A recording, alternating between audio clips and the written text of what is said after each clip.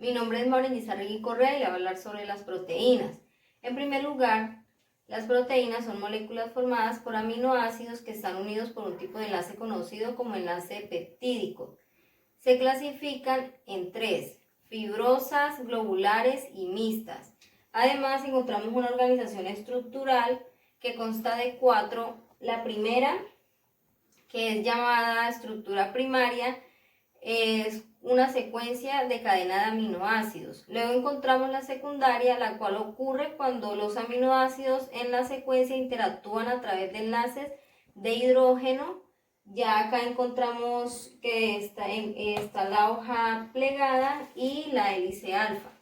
Para la estructura terciaria ocurre cuando hay cierta atracción entre las dos hélices. Ya es para la terciaria. Y la cuaternaria ya consiste de más de una cadena de aminoácidos. Seguimos con la desnaturalización. La desnaturalización es la pérdida de una de las estructuras. Generalmente se pierde la terciaria y la cuaternaria. La secundaria se pierde con ácido. La desnaturalización ya es el proceso que permite que nosotros obtengamos en los alimentos, por ejemplo, cuando fritamos un huevo, cuando hacemos masas viscosas, cuando hacemos gelatina. Todo eso es posible gracias a la desnaturalización de la proteína. Entonces encontramos que para la primaria no es muy poco que haya desnaturalización. En cambio, para la terciaria y la cuaternaria, entonces ocurre ya sea por medio de temperaturas o por medio mecánico. Mecánico es cuando ya hacemos uso de ya sea cuando batimos con cucharas o usamos batidoras, etc. Entonces con la temperatura, la que podemos desnaturalizar es la terciaria y la cuaternaria. Eso es en cuanto a mecánica y temperatura. Ya para la desnaturalización de la secundaria, entonces ya es cuando hay ácido, o sea, por ejemplo, cuando hacemos uso de limón. Y un ejemplo muy común que hay es cuando se hace que cogemos un vaso de leche y le agregamos unas gotas de limón. Entonces en él lo que encontramos es que ocurre una separación entre la proteína de la leche, que es la caseína, del lactosuero. Entonces ese va a sedimentar. Entonces aquí nos va a quedar la caseína y en la parte de arriba ya nos va a quedar un líquido más translúcido. En la desnaturalización, entonces encontramos cuando la molécula es nativa, es decir, como ella es, y luego de un proceso de desnaturalización, entonces ya encontramos una molécula desnaturalizada, que es cuando ella se despliega.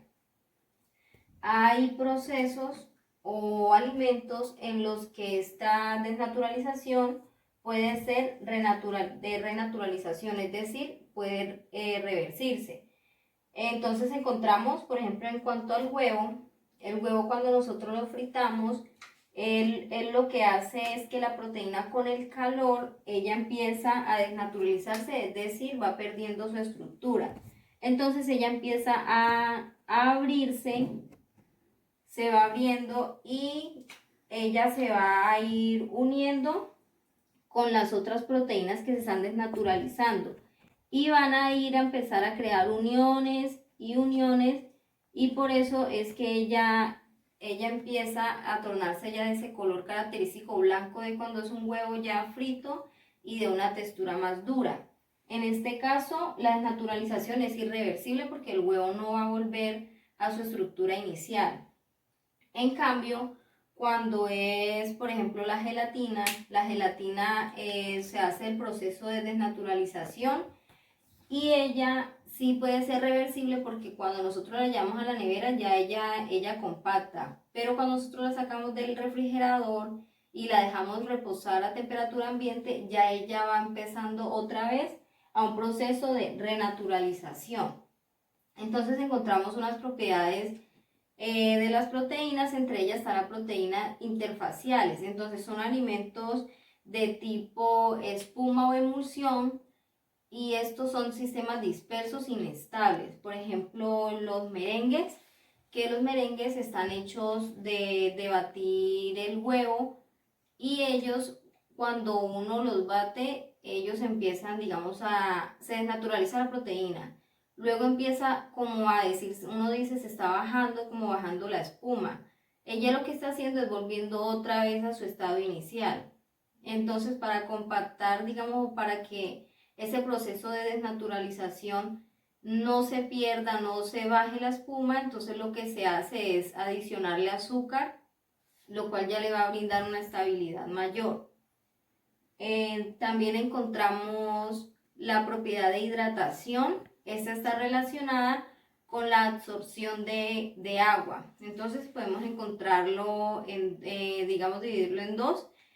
Una es la absorción de agua, la capacidad de mojado, es decir, la humedad con la que va a quedar el alimento. Y la segunda ya es la capacidad de hinchamiento, ya están más relacionados con la retención de agua. Entonces, aquí, ¿qué es lo que pasa? Acá tenemos una estructura de la proteína, y ella, al momento de ir haciendo la desnaturalización, es decir, de ir perdiendo su molécula nativa, que es la inicial, entonces lo que va haciendo es que va generando unas grietas por las cuales penetra el agua hacia la proteína.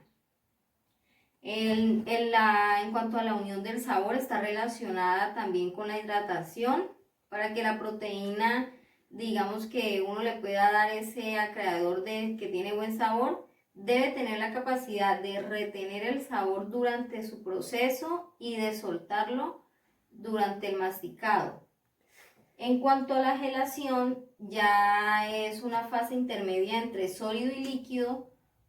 Por ejemplo, lo de la gelatina, entonces se desnaturaliza la proteína, pero ya ella llega a su punto de equilibrio, que es cuando está en un estado de gel.